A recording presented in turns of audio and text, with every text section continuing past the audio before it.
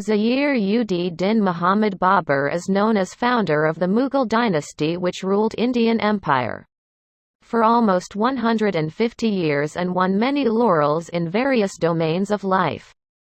Zaheer_ud Din Muhammad Babur, surnamed Babar, was born in 1483 to Omar Sheikh Mirza, 5th in male descendant from Taimur, and Kutluk Nigar Khanum, in the 15th degree from Chinggis Khan, thus he was connected with both families of Taimur and Chinggis Khan, thus he had in him the blood of the two great conquerors of Central Asia, the ferocity of the Mongol, and the courage and capacity of the Turks. Two persons who molded his personality were his family teacher, Sheikh Majid, and his own grandmother, Ahsan Daulat Begum. He learnt Turki, Persian and poetry from his tutor and the art of administration from his grandmother in his childhood. At the early age of 12, his father, Sultan Omar Sheikh Mirza, died and Babur became king of Fargana. At the time of the accession, he was surrounded on all sides by his enemies. His uncles and cousins took advantage of his youth and inexperience and attacked him on right and left.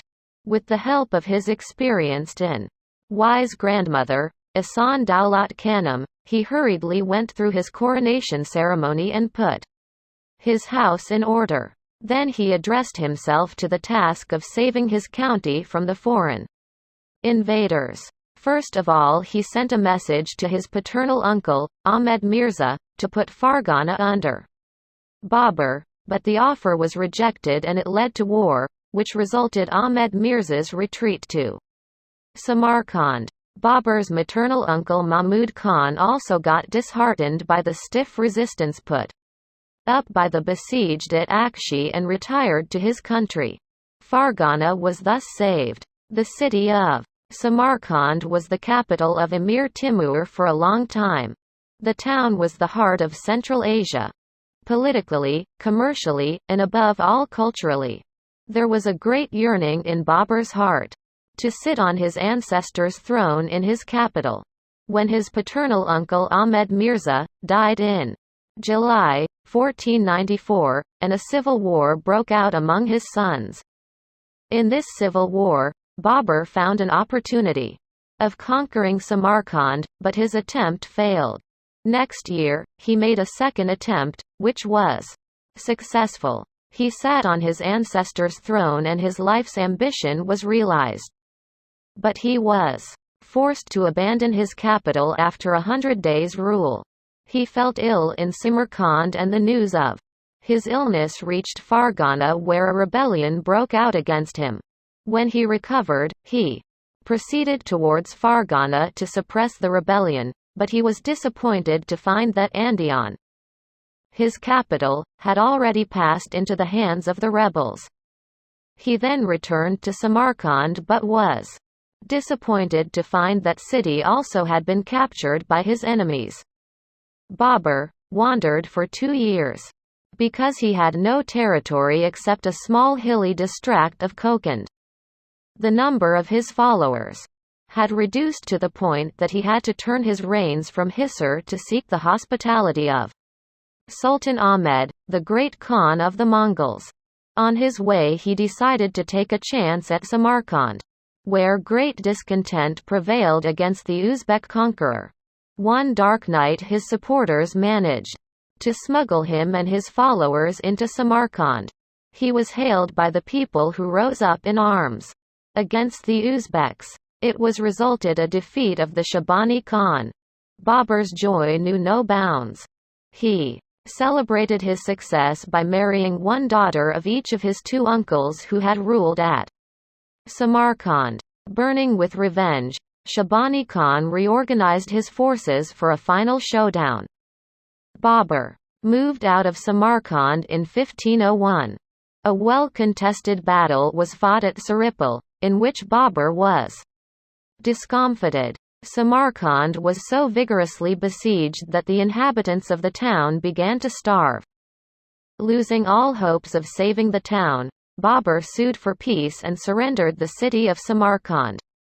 In 1503, Babur and his maternal uncles made a second bid to conquer Fargana but were not succeeded. Babur, in order to set out for the conquest of India, first of all, he had to deal with Daulat Khan, who had turned out Alauddin from Lahore. After defeating him, Babur advanced to Delhi. Ibrahim Lodi came out of Delhi to give battle to Babur. The opposing armies met on the historic plains of Panipat.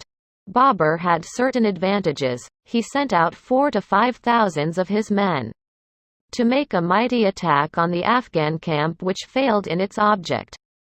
When the Afghan army came near Babur and noticed Babur's front-line defense, they hesitated and thus lost the advantage of a shock charges. Babur took the advantage of the enemy's hesitation and directed his men to take up the offensive. Thus the superior generalship and strategy of Babur won the day. Ibrahim Lodi was killed fighting bravely. The victory of Panipat did not make Babur the ruler of India. He met a strong foe in Rana Sanga of Mewar, who had a desire to occupy the throne of Delhi himself. Such a formidable foe had to be disposed of if Babur was to have an unchallengeable position. In 1527, Rana Sanga advanced with a large army. Babur also advanced to Fatehpur Sikri. The advance guard of Babur was defeated by the Rajputs. His followers got disheartened. At this time Babur demonstrated his qualities of leadership. He decided to capitalize on the religious fervor of his army and ordered the breaking of the cups of wine. He repented of his past sins and promised to give up wine for the rest of his life. The appeal and motivation had the desired effect. He started the attack with heavy artillery fire. After an obstinate battle, the Rajputs were defeated. The circumstances leading to the death of Babur in December 1530 were such that when his son Humayun fell sick and it was declared that there was no possibility of his survival. It was at this time that Babur is said to have walked 3 times round the bed of Humayun and prayed to God to transfer the illness of his son to him. It is stated that from that time onward Humayun began to recover and condition of Babur went from bad to worse and ultimately he breathed his last. At the time of his death Babur was hardly 48 years of age.